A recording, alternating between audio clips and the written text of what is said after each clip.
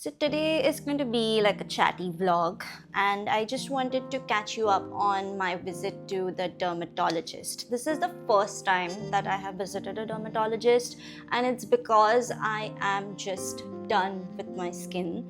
I am done trying 10 million products to make it perfectly flawless without any acne or without any texture. So I'm just done. So I just thought now is the time to hand it over to the professionals who are trained to do this, and that is why I went to a dermatologist. That visit was very interesting because I got to learn a lot of new things, while a few things came to me as not a shocker, but just maybe I'm doing something wrong, maybe the products that I'm using are not the right ones for me, although they are not harming my skin because I have literally chosen them after going through a lot of products, but they may not be doing as much for me as I expected them to be, or they are not helping my skin at all. So I just wanted to share a few things that I was told, and I wanted to know if you have been to a dermatologist as well and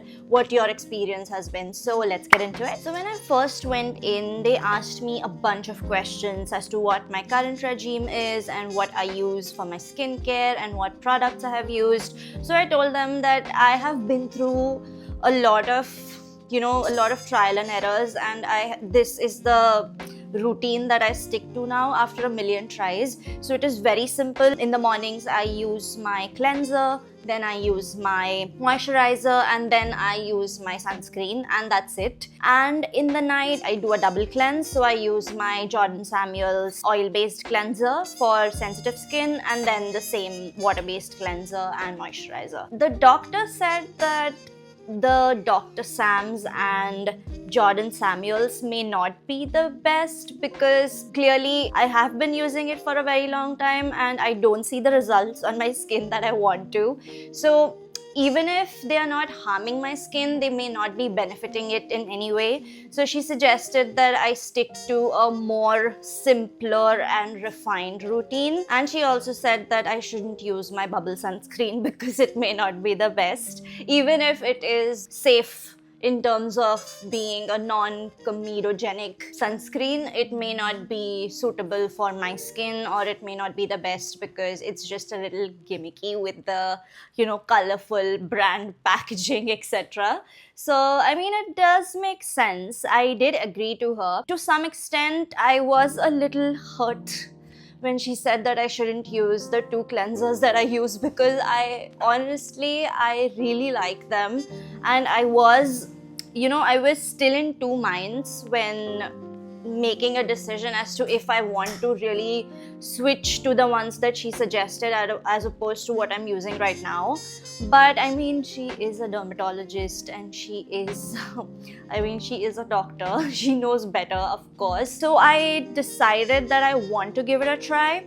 So I want to show you what she suggested. So I asked her exactly what type of skin I have, and to no surprise, a few things were already what I had realized over time. She said that I have extremely sensitive skin. It is very acne prone. It is combination skin because I have a very oily T-zone, and my cheeks and this part of my skin becomes very dry over time.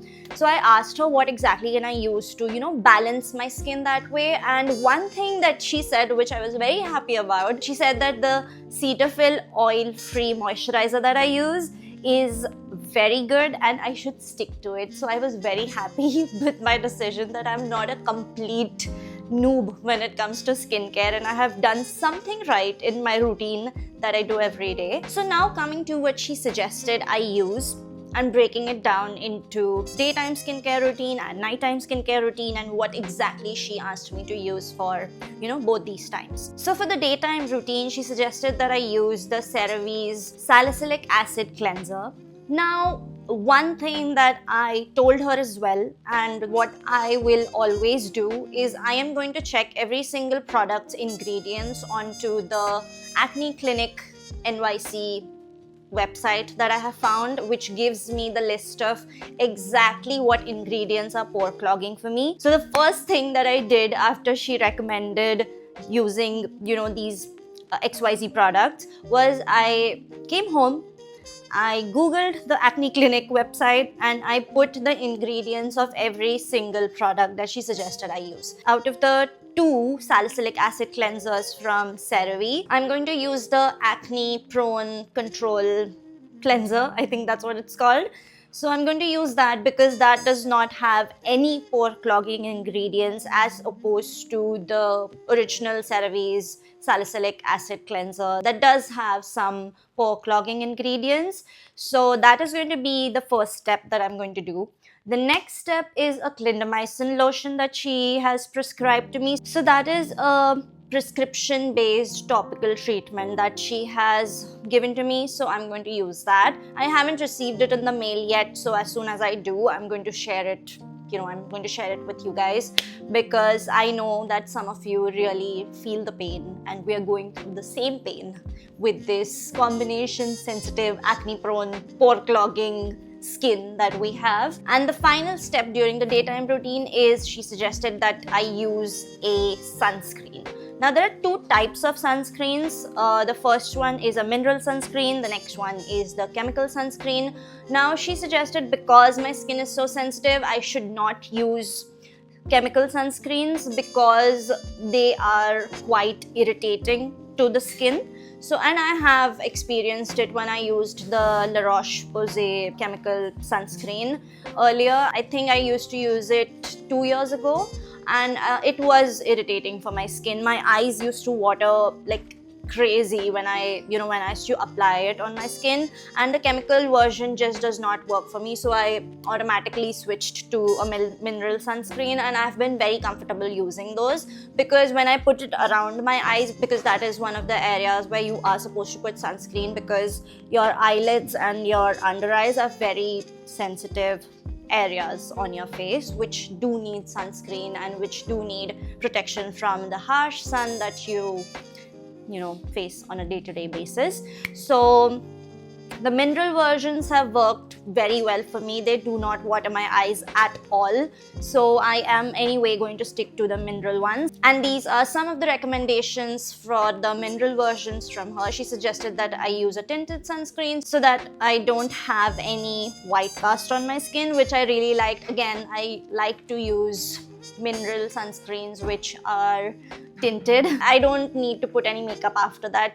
That is the best part I like about it. So that's why I'm going to use these ones with the green ticks and not the ones with the red crosses, because those do have some or the other pore clogging ingredients in them. Let's just take a minute to breathe and understand why these sunscreens are so damn expensive. Why?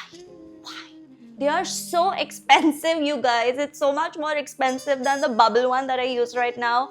But I do want to take care of my skin and I am going to use them. The nighttime routine is again very simple. She suggested that I start with the Vanicream's Gentle Cleanser as the first step of my nighttime routine.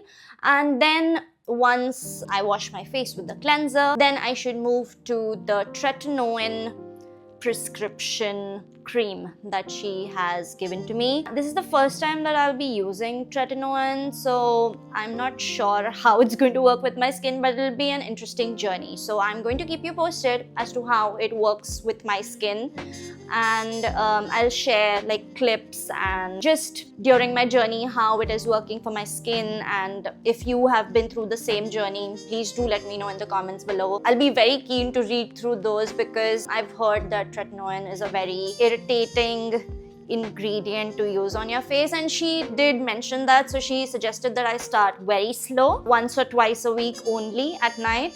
And because I'm using Tretinoin, she said that I'm going to face some peeling on my skin and it is going to become dry. So she suggested that I use a moisturizer. And because my skin will become very sensitive because of it over time, I should use sunscreen every single day of my life. Just need to moisturize with my Cetaphil Oil-Free Lotion that I use every single day. It's as simple as that. I just have 2 prescription-based creams that I need to introduce in my skincare routine. Other than that, everything seems very normal. and I would actually love to know your experiences if you have been to a dermatologist. Have those creams and have those regimes worked for you? So they have asked me to stick to this for 3 months, and then I'm going to have my midway check-in with the doctor, and just to see how those things are working on my skin. And because they are not very extremely experimental, she just wants to see if there is any change on my skin or if something is working versus something is not. So, based on that, she will suggest any changes or tweak a few things here and there. But I'm very excited for this, and I really want to see if these things work for me, especially because these are now doctor prescribed and it better work. I'm very, very eager to see it work versus being very scared for it not to work. But I don't know, I think these are very safe suggestions. It's not extremely out of the world experimental, and I don't think, especially I'm very confident because I've checked every single product and every single ingredient for the pore clogging nature, and none of it is. So that's why on that end, I have some proof that, I'm going to use safe ingredients for my skin and it will not break out because of it. But I will keep you posted on how it goes. So let me know if anything has gone horribly wrong with your visit to the dermatologist, and if you have sworn off anything that they suggest. I would really like to understand and know your journeys as well. That's all for today. If you liked the video, give it a thumbs up, and I will see you next time. Until then, spread those good vibes and beautiful scents. There we go.